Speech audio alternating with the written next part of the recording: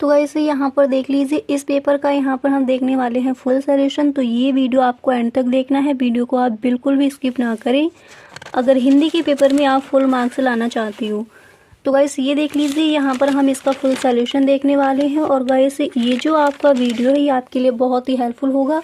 ये आपकी second copy है। फर्स्ट कॉपी में जो आगे वाला आपका पार्ट है खंड आ, उसका यहाँ पर आपको फुल सॉल्यूशन दिया गया है, ठीक है। तो गाइस यहाँ पर एक बार देख लीजिए, ये है आपके पेपर का फुल सॉल्यूशन। तो चलिए गाइस यहाँ पर स्टार्ट कर देते हैं। तो ये है आपकी फर्स्ट कॉपी और पहले आपकी जो रचनाएं दी जाती हैं वो पेपर से देख लेते हैं कौन कौन से ऐसे यहाँ पर क्वेश्चन हैं जो आपके इम्पोर्टेंट हैं, ठीक है गाइस। तो यहाँ पर आप देख सकते हो, ये जो आपका हिंदी का पेपर है, इस पेपर से इस बार के बोर्ड एग्जाम में कई सारे क्वेश्चन आस्क किए जाएंगे। तो यहाँ पर देखिएगा, इस पहला प्रश्न दिया गया है। फर्स्ट क्वेश्चन है कि झूठा सच किस विधा की रचना है। तो झूठा सच किस विधा की रचना है, यहाँ पर पहले ऑप्शन देख लीजिए। फर्स्ट ऑप्शन है निबंध, सेकंड ऑप्शन है कहानी, सी नंबर पर है उपन्यास और डी नंबर पर दिया गया है नाटक। आपको क्या बताना है, आपको यहाँ पर बताना है कि झूठा सच किस विधा की रचना है। ये क्वेश्चन यहाँ पर आस्क किया गया है, ठीक है। तो यहाँ पर आपका जो ऑप्शन है वो कौन सा राइट हो जाएगा, और यहाँ पर अभी इसका जो राइट ऑप्शन है उसको हम देखेंगे। सेकंड क्वेश्चन एक बार पढ़ लीजिए। दिया गया है कि अनंत आकाश के रचनाकार हैं डॉक्टर धर्मवीर भारती, जयप्रकाश भारती, जयशंकर प्रसाद या फिर यशपाल।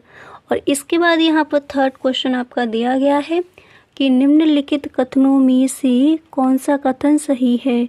गुनाहों के देवता के रचनाकार मुंशी प्रेमचंद्र हैं। भारतेंदु हरिश्चंद्र आलोचना साहित्य के जनक माने जाते हैं।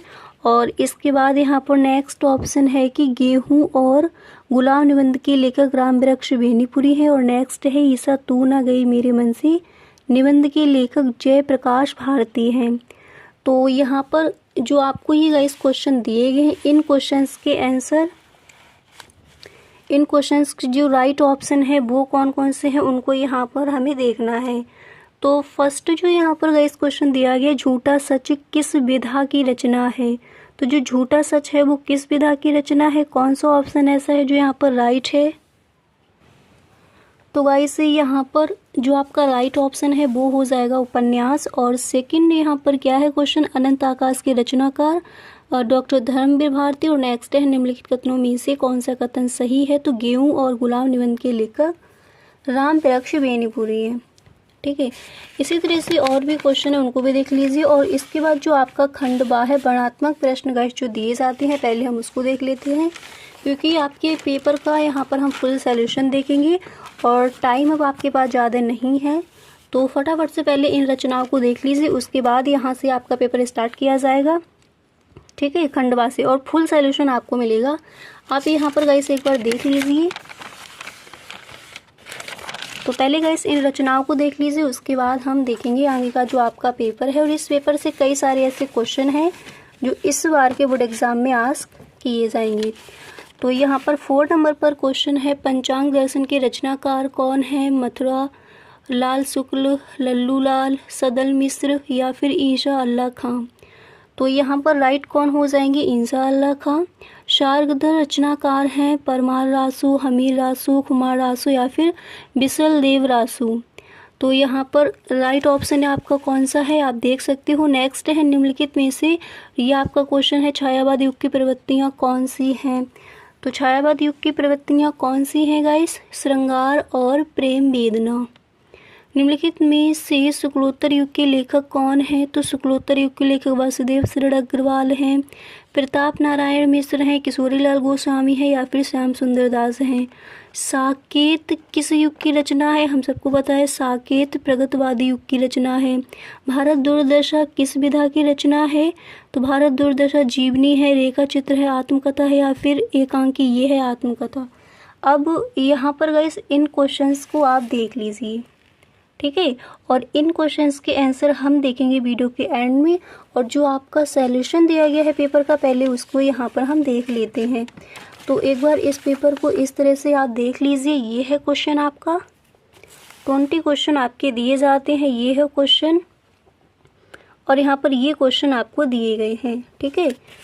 और आगे भी अगर आपको इस पेपर को देखना है तो गाइस देख लीजिए, इस तरह से है ये आपका पेपर। देखिए, निम्नलिखित गद्यांश पर आधारित 3 प्रश्नों के उत्तर दीजिए। ये आपका गद्यांश है, अथवा में एक और दिया जाएगा, एक ये आपका दिया गया है। इसी तरह से गाइस पद्य में दे दिया जाता है, तो यहाँ पर देख लीजिए। और इसके बाद पेपर का यहाँ पर हम देखेंगे फुल सोल्यूशन। तो गाइस जो आपको पेपर का फुल सोल्यूशन दिया जाएगा वो आपका मोस्ट इम्पोर्टेंट है, तो बिल्कुल भी आप इस वीडियो को स्किप ना करें, वीडियो आपको पूरा देखना है।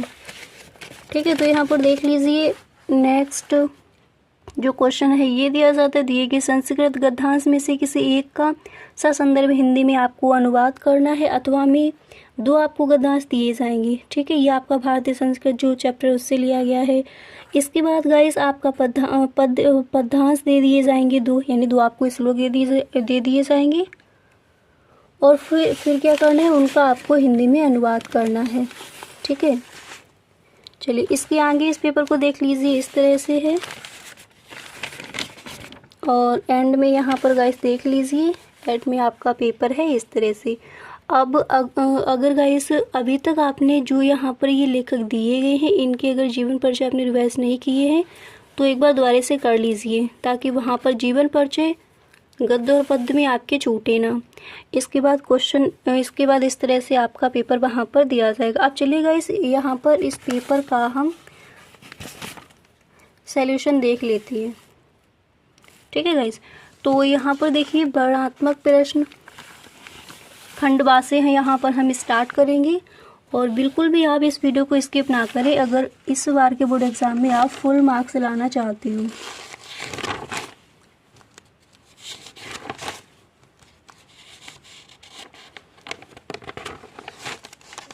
और इन क्वेश्चंस के आंसर ही अभी यहाँ पर हम देख लेंगे।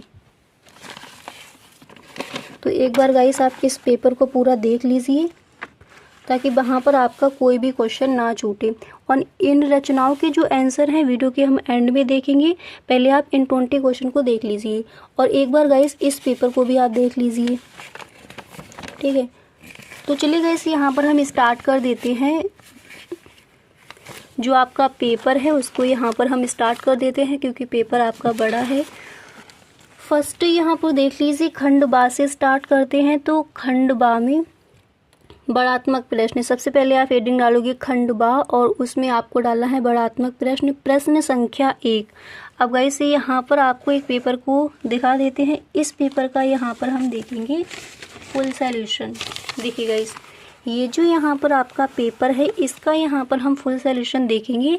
एक बार इसको आप देख लीजिए। जैसे यहाँ पर पहला प्रश्न है, निम्नलिखित में से जीवनी है तो कलम का सिपाही त्यागपत्र के लेखक है जैनेन्द्र कुमार। चंद्रगुप्त किस विधा की रचना है? नाटक।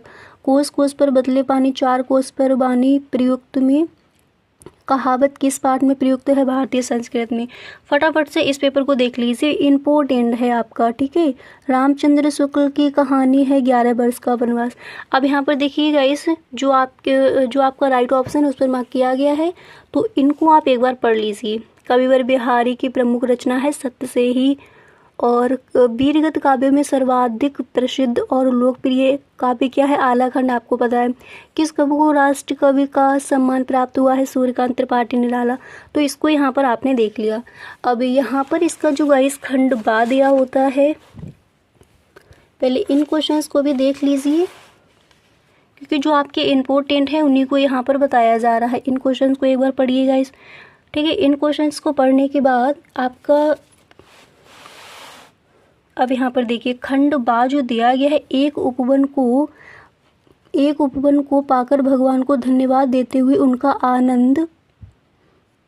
आनंद नहीं और बराबर इस चिंता में निम्नगर रहना कि इससे भी बड़ा उपवन क्यों नहीं है। तो ये जो यहाँ पर दिया गया है इसको हम देखेंगे। ठीक है, तो गाइस ये जो आपका पेपर है इम्पोर्टेंट है, एक बार देख लीजिए। और इस पेपर का यहाँ पर हम फुल सॉल्यूशन देखेंगे। पहले जो आपने यहाँ पर पेपर देखा था उस पेपर का भी फुल सॉल्यूशन मिलेगा, इस पेपर का भी आपको फुल सॉल्यूशन मिलेगा, ताकि हिंदी के पेपर में कोई भी नंबर वहाँ पर आपका ना छूटे। तो अभी आपने जो गाइस गद्यांश देखा उसका यहाँ पर देख लीजिए। इस तरह से पहले आपको लिखना है, ठीक है। उसके बाद पाठ का नाम क्या है और लेखक का, यानी आपको या तो आप उसका संदर्भ लिख दीजिए कि प्रस्तुत गद्यांश हमारी पाठ्य पुस्तक हिंदी के ईर्षा तू ना गई मेरे मन से नामक पाठ से लिया गया है, और इसके जो लेखक हैं, इसके लेखक कौन हैं, रामधारी सिंह दिनकर। और या तो आप इस तरह से लिखिए पाठ ईर्षा तू ना गई मेरे मन से, लेखक रामधारी सिंह दिनकर, ठीक है। तो ये है आपका जो पेपर है उसका फर्स्ट पार्ट। चलिए फटाफट से इस पेपर का यहाँ पर हम फुल सॉल्यूशन देख लेते हैं। तो रेखांकित अंश की व्याख्या, जो अभी आपने देखा, और जितने में आपकी रेखा है उसका उतने की जो व्याख्या उसको देखिए। आप लिखोगे इस गद्यांश में लेखक कहता है कि इंसान भगवान द्वारा चाहे एक उपवन को पाकर उन्हें धन्यवाद नहीं देता, बल्कि यह सोचकर निराश होता है कि इससे बड़ा उपवन क्यों नहीं मिला। यह मनुष्य की अज्ञानता है, इसलिए वह दिन रात सोचते सोचते इस सृष्टि की प्रक्रिया को भूलकर विनाश में लग जाता है। वह अपनी उन्नति करने के सिवाय दूसरों को हानि पहुंचाने को अपना श्रेष्ठ कर्तव्य समझने लगता है, ठीक है। तो अगर आपको समझ नहीं आ रहा है तो एक बार इसको आप देख लीजिए। ये जो है इसका यहाँ पर हमने देखा है इसकी रेखांकित अंश की व्याख्या। इसके बाद क्वेश्चन है ईर्ष्यालु व्यक्ति का चरित्र कब भयंकर हो उठता है, ये क्वेश्चन है। आप क्वेश्चन लिख लीजिए। और तो यहाँ पर आंसर आप लिखोगे ईर्ष्यालु व्यक्ति का चरित्र तब भयंकर, देखिए ईर्ष्यालु व्यक्ति का चरित्र तब भयंकर हो उठता है जब वह अपनी उन्नति के लिए उद्यम करना छोड़कर दूसरों को हानि पहुंचाने को ही अपना श्रेष्ठ कर्तव्य समझने लगता है, ठीक है। इस तरह से आप लिखोगे। अब इसके बाद आपको क्या करना है, प्रश्न संख्या 2। तो प्रश्न संख्या अब एक बार आप देख लीजिए ताकि आपको अच्छे से क्लियर हो जाए। प्रश्न संख्या 2 यहाँ पर क्या दिया गया है।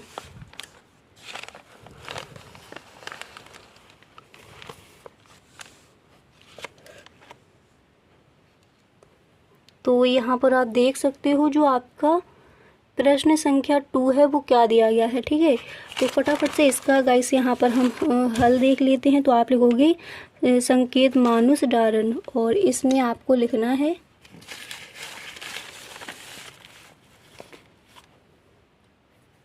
और इसमें यहाँ पर गाइस आप क्या लिखोगे, आपको यहाँ पर इस तरह से लिखना है कि रसखान के पुनर्जन्म में मनुष्य होकर ब्रज गांव के ग्वाला बनना चाहते हैं। कवि रसखान स्वयं को गोवर्धन पर्वत का पत्थर बनाना चाहते हैं।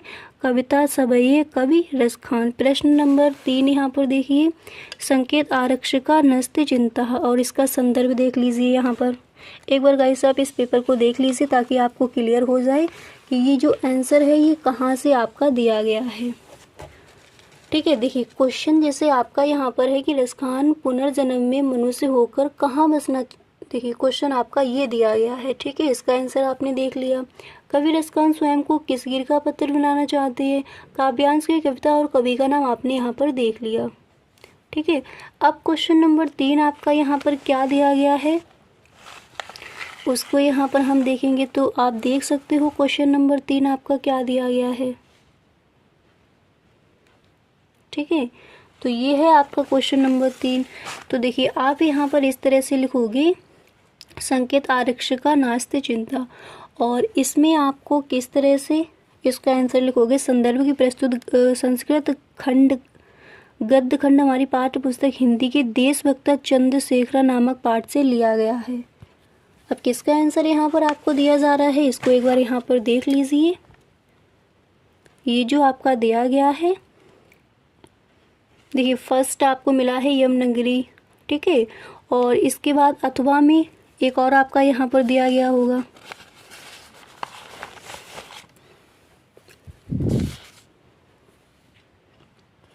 तो यहाँ पर गाइस इतना लिखने के बाद यहाँ पर आगे आपको क्या लिखना है, देशभक्त चंद्रशेखर नामक पाठ से लिया गया है। और फिर इसके आगे आप लिखोगे सिपाही। अब फटाफट से गाइस इसका हम देख लेते हैं क्योंकि पेपर आपका बड़ा है।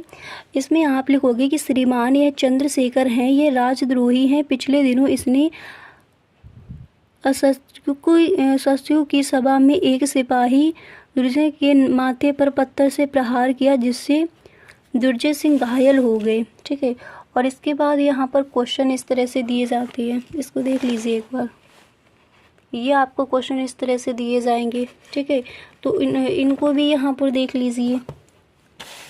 देखिए, आप लिखोगे न्यायाधीश, अरे बालक तेरा क्या नाम है? चंद्रशेखर। स्वतंत्र आजाद, न्यायाधीश तुम्हारे पिता का क्या नाम है? ठीक है, और चंद्रशेखर, चंद्रशेखर स्वतंत्र, न्यायाधीश तुम कहाँ रहते हो? तुम्हारा घर कहाँ है? चंद्रशेखर, करामार मेरा घर है। न्यायाधीश, ये बड़ा नीट बालक है, उद्दंड है, मैं इसे 15 कोड़ों की सजा देता हूँ। चंद्रशेखर, कोई चिंता नहीं। ठीक है, अब इसके बाद का इस अगला क्वेश्चन फटाफट से देख लीजिए कि प्रश्न संख्या 4। अब एक बार इसको भी आप देख लीजिए। प्रश्न संख्या 4 आपकी क्या दिया गया, तो यहाँ से यहाँ तक इसका हम आंसर देखेंगे। देख लीजिए प्रश्न संख्या 4। चलिए, प्रश्न संख्या 4 जो दी गई है, तो पहले इसको आपको इस तरह से लिखना है और फिर इसका संदर्भ आप क्या लिखोगे? आप लिखोगे प्रस्तुत श्लोक हमारी पाठ्य पुस्तक हिंदी संस्कृत की प्रबुद्ध ग्रामीण नामक पाठ से लिया गया। हिंदी में अनुवाद करोगे। बिना पैरों के दूर तक जाता है, अक्षय युक्त है, फिर भी स्पष्ट बकता, इसे जो जानता है वह पंडित है। ठीक है, और आपने भी देख लिया था जो आपका श्लोक दिया गया था। क्वेश्चन नंबर 5 एक बार देख लीजिए। क्वेश्चन नंबर 5 है, अपने पठित खंड का आपके आधार पर निम्नलिखित प्रश्नों में से किसी एक का उत्तर दीजिए। तो यहाँ पर आप किसका उत्तर दोगे? ये जो दिया गया कर्मवीर भरत खंड काव्य के वनगमन सर्ग की कथा वस्तु संक्षेप में लिखिए, और यहाँ पर देख लीजिए। ठीक है, तो इसी का आपको यहाँ पर आंसर देना है। तो चलिए, यहाँ पर आपको हेडिंग डालनी है वनगमन, और वनगमन हेडिंग डालने के बाद आप लिखोगे कि इक्ष्वाकु पताका को रथ पर फहराते देखकर निषाद राजगुह को कुछ संदेह हुआ। ठीक है, कि भरत ने पहले राम को वन में भेज दिया और अब राम से युद्ध करने जा रहे हैं, परंतु निषादों के एक बुद्ध द्वारा समझाए जाने पर उन्हें ज्ञान हुआ कि भरत को माताओं तथा गुरु वशिष्ठ के साथ आते हुए देखकर उनका संदेश समाप्त हो गया। भरत के वचन सुनकर निषाद राज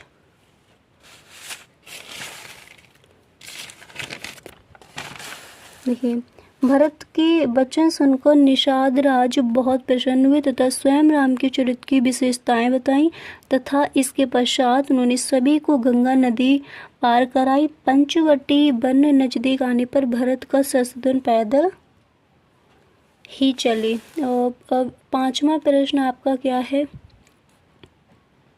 5वें प्रश्न का जो 4 नंबर पर दिया गया उसको देखिए। भरत का चरित्र चित्रण। सबसे पहले आप लिखोगे ये एक महान पुरुष है। महान पुरुष हेडिंग डालने के बाद आपको लिखना है कि भरत एक महान पुरुष हैं। वह युद्ध क्षेत्र में शस्त्रों का सम्मान अकेले ही कर सकते हैं। भारत में राजगद्दी का तनिक भी लोभ नहीं है। वह राजपाट राम को सौंपने के लिए उन्हें वन से बुलाने गए, परंतु मना करने पर उन्होंने उनकी खड़ाऊ राजगद्दी पर रखी। अयोध्या में 14 वर्ष तक राम की खड़ाऊ से ही जो राज्य है वो चला। नेक्स्ट, भावुक हृदय, और इसमें लिखोगे कि भरत अत्यंत भावुक हृदय, उनके किसी का भी दुख उन्हें मतलब किसी का भी दुख नहीं देखा नहीं जा सकता। और फिर आपको यहाँ पर लिखना है, देखिए इसके बाद यहाँ पर आप लिखोगे कि अपने पिता दशरथ की मृत्यु के पश्चात उनसे अपनी माताओं की हालत देखकर उन्हें बहुत दुख हुआ।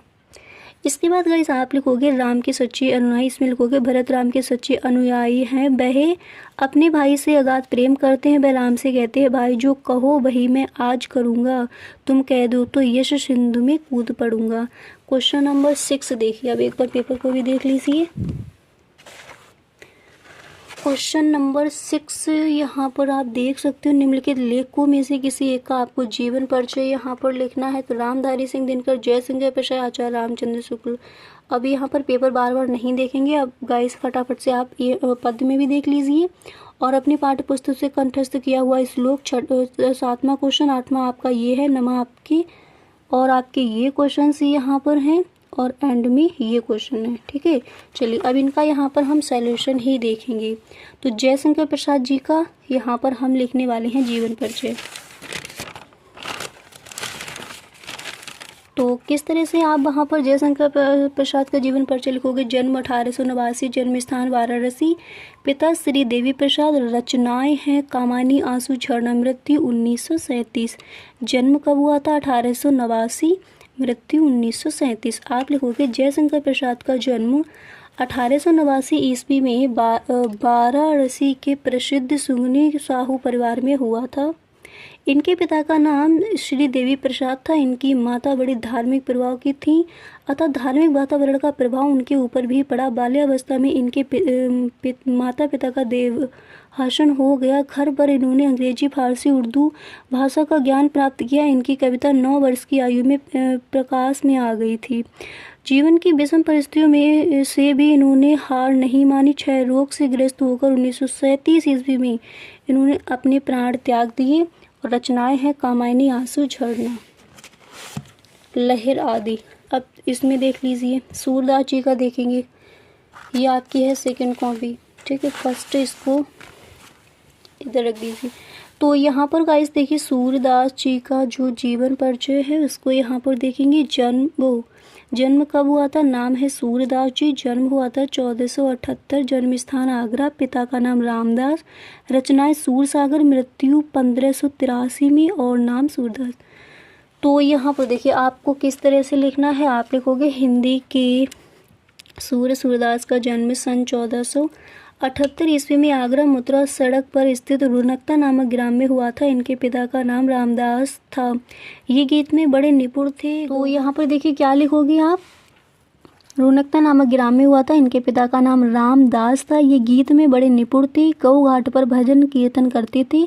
जहाँ इन्हें बल्लवाचार्य जी मिले वे पुष्ट मार्ग। और इसके बाद यहाँ पर आप लिखोगे, देखिए वे पुष्ट मार्ग के संस्थापक माने जाते हैं। उन्होंने सूरदास को बिहारी जी के मंदिर में भजन कीर्तन का भार सौंप दिया। सूर्य के जन्मांत के विषय में विद्वानों के परस्पर मतभेद हैं। कुछ विद्वान इनका जन्म मत सूरदास जी से अंधे, परंतु कुछ कहते हैं कि सूरदास जी किसी स्त्री के रूप में मोहित हो गए। बाद में जब इन्हें ज्ञान हुआ तो पश्चाताप इन्होंने अपनी आंखें फोड़ ली। सन 1583 में इनकी मृत्यु हो गई।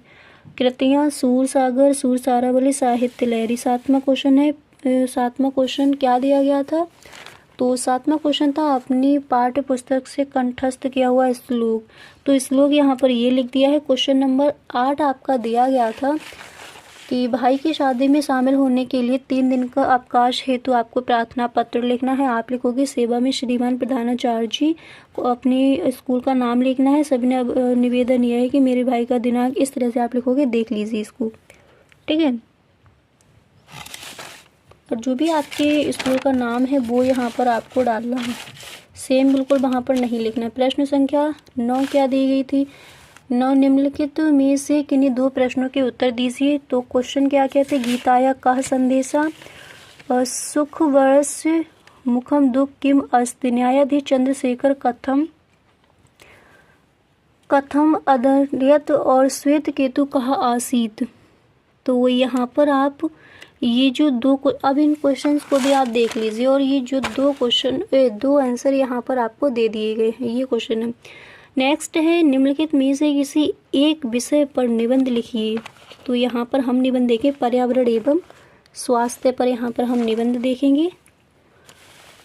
तो फटाफट से गाइस देख लीजिए। और हिंदी के पेपर में वहाँ पर एक भी नंबर आपको छोड़कर नहीं आना है। तो दिया गया है प्रस्तावना। सबसे पहले देखिए, जब भी आप निबंध लिखो फर्स्ट हेडिंग आपको डाली है प्रस्तावना, और जो आप निबंध लिखते हो उसकी हेडिंग ऊपर डालें। मान लीजिए आप लिखते हो बेरोजगारी की समस्या और समाधान, आप डालोगे बेरोजगारी की समस्या और समाधान, प्रस्तावना हेडिंग डालोगे, फिर आपको उसकी प्रस्तावना लिखनी है, ठीक है। और इसमें लिखोगे पर्यावरण 2 शब्दों परि प्लस आवरण से संयोग से बना है। परि का अर्थ है चारों ओर तथा आवरण का अर्थ है घेरा। इसको आप इसी तरह से गाइस देख लीजिए, ठीक है। पूरा इसी तरह से देख लीजिए और इसको आप पढ़ लीजिए पूरा जो भी दिया गया है, ये है जल प्रदूषण,